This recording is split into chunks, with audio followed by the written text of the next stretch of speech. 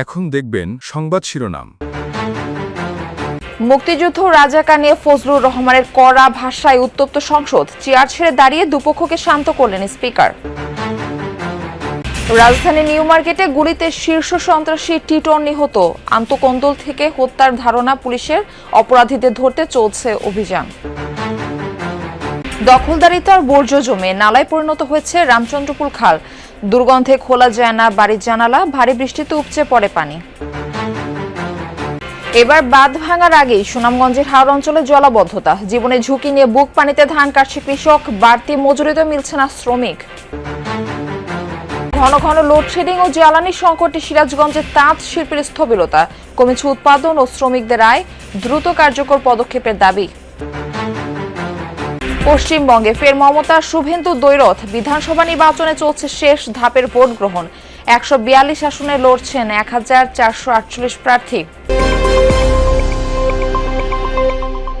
আসসালামু আলাইকুম। এতক্ষণ দেখছিলেন সংবাদ শিরোনাম, এখন দেখবেন বিস্তারিত। মুক্তিযুদ্ধের সাথে জুলাই আন্দোলনের তুলনা অমূলক বলে মন্তব্য করেছেন সরকার দলীয় সংসদ সদস্য ফজলুর রহমান। কথা বলেন জামায়াতের রাজনীতি প্রসঙ্গেও। তার বক্তব্যের প্রতিবাদ জানান বিরোধী দলীয় নেতা ও সংসদ সদস্যরা। মঙ্গলবার সরকার ও বিরোধীদের বক্তব্যে উত্তপ্ত ছিল জাতীয় সংসদ। এছাড়া মঙ্গলবার টেবিলে উত্থাপিত প্রশ্নের উত্তরে স্বরাষ্ট্রমন্ত্রী সালাউদ্দিন আহমদ জানান, গোয়েন্দা তথ্যের ভিত্তিতে মব সন্ত্রাসের বিরুদ্ধে ব্যবস্থা নেওয়া হচ্ছে। প্রশ্নোত্তর দিয়ে শুরু সংসদ। এক পর্যায়ে উত্তপ্ত হয়ে ওঠে সরকার দলীয় এমপি ফজলুর রহমানের বক্তব্যকে কেন্দ্র করে। রাষ্ট্রপতির বক্তব্যের উপর ধন্যবাদ প্রস্তাবের শুরুতে মুক্তিযুদ্ধ ও জুলাই আন্দোলনের তুলনা অমূলক বলে মন্তব্য করেন তিনি। বলেন, মুক্তিযুদ্ধ এত সহজ জিনিস নয়, ব্রিটিশ বিরোধী দীর্ঘ আন্দোলনের ফসল মুক্তিযুদ্ধ। 5ই আগস্টের যোদ্ধাদেরকে আমি ছোট করে দেখি না, তবে কোনো কারণে আগস্ট কোনো বিপ্লব নয়, আগস্ট হলো গণ অভ্যুত্থান। সেই গণ অভ্যুত্থানকে যারা মুক্তিযুদ্ধ এবং মুক্তিযোদ্ধার সঙ্গে তুলনা করতে চায়, জুলাই যুদ্ধ এবং মুক্তিযুদ্ধ, তাদেরকে আমি বলবো, সবাইকে আমি বলবো, এই কথাটা বলাই অন্যায়। কারণ মুক্তিযুদ্ধ প্রশান্ত মহাসাগরের সঙ্গে ডুবার তুলনা করা যেমন, হিমালয় পর্বতের সঙ্গে টিলার তুলনা করা যেমন, মুক্তিযুদ্ধের সঙ্গে 5ই আগস্টের তুলনা করা ঠিক তেমনি।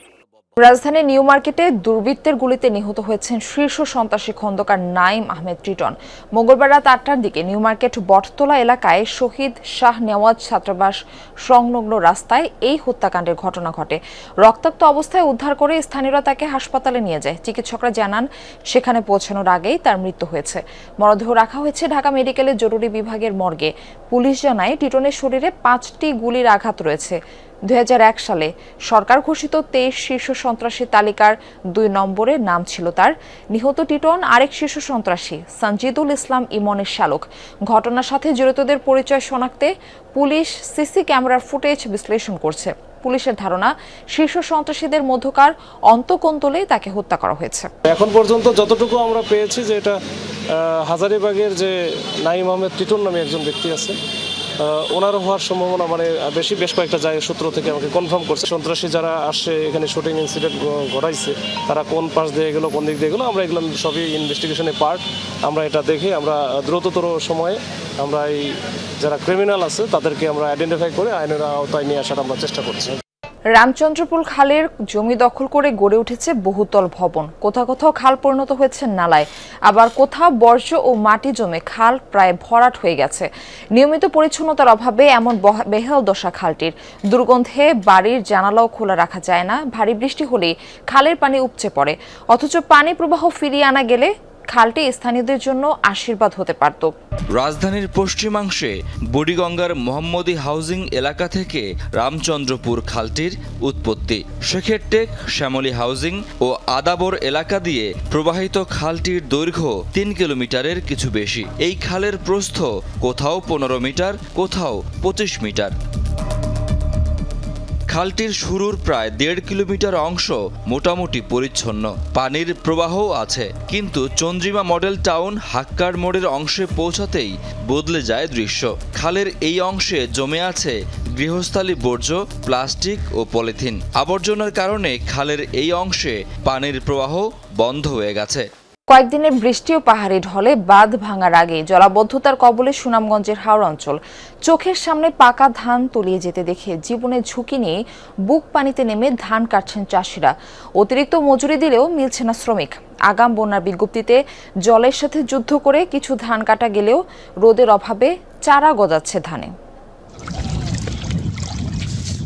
সোনারঙা পাকা ধান তলিয়েছে বৃষ্টির জলে। অন্যদিকে কৃষকের প্রাণ ঝরছে বজ্রপাতে হাওরে নামলে। ঘাম ঝরানো ফসল বাঁচাতে প্রাণের পরোয়া না করেই বুক পানিতে নেমে চলছে কৃষকের সংগ্রাম। নিদারুণ এই দৃশ্য সুনামগঞ্জের প্রতিটি হাওরে। ঠান্ডা বাতাস, তাছাড়া পানি তো আমরা পানির ধান কাটা যায় না। ছয়টা থেকে এই পর্যন্ত আমরা ধান কাটতেছি, খুব করে কষ্ট করে কাটতেছি। আমরা কৃষক, এই ধান না কেটে পারি না। এত মায়ার ধান, এত কষ্ট করে লাগানোর পর, কারণ এই ধান যদি কেটে নিয়ে আসে মনে খুব কষ্ট। পশ্চিমবঙ্গে বিধানসভা নির্বাচনের হাই ভোল্টেজ আসন ভবানীপুরে আজ মমতা শুভেন্দুর লড়াইয়ের কারণে সবার চোখ তো ভবানীপুরের দিকে। তো ভোটার উপস্থিতি, নিরাপত্তা ব্যবস্থা মিলিয়ে ভোট কেন্দ্রগুলোর কি অবস্থা দেখছেন? দেখুন, সকাল থেকে আবহাওয়াটা একটু মেঘলা আকাশ রয়েছে, তার কারণে মানুষের ভোটারদের একটা স্বস্তি। কারণ প্রথম দফায় প্রায় 7 জন ভোটারের মৃত্যু হয়েছিল এই তীব্র দাবদাহে। আমরা এই মুহূর্তে দাঁড়িয়ে রয়েছি দক্ষিণ কলকাতার ভবানীপুরে মুক্ত ইনস্টিটিউটে। এখানেই মমতা বন্দ্যোপাধ্যায় বিকেলের দিকে ভোট দেবেন, কিন্তু এই মুহূর্তে তার ভাতিজা অর্থাৎ সাংসদ তথা সর্বভারতীয় সাধারণ সম্পাদক অভিষেক বন্দ্যোপাধ্যায় কিছুক্ষণের মধ্যেই ভোট দিতে আসবেন। আমার এই পেছনে যে মিত্র ইনস্টিটিউট আছে সেখানে স্বাভাবিকভাবেই যে সাংবাদিক থেকে শুরু করে তার সিকিউরিটি, তিনি গেস্ট ক্লাস ক্যাটাগরি নিরাপত্তা পান। সেই কারণে কিন্তু যথেষ্ট নিরাপত্তা বলয় এখানে তৈরি করা হয়েছে। ইতিমধ্যে বিক্ষিপ্ত ভাবে যে 142টি আসনে ভোট গ্রহণ চলছে, 2-1টি জায়গা ছাড়া সব জায়গায় শান্তিপূর্ণ এখনো পর্যন্ত ভোট চলছে। সকাল এখন ঘড়ি কাটা ভারতীয় সময় সকাল 8টা 16। সেই ক্ষেত্রে দাঁড়িয়ে কিন্তু মোটামুটি কোথাও বিক্ষিপ্ত কিছু গন্ডগোলের কথা বিশাল কিছু আসেনি।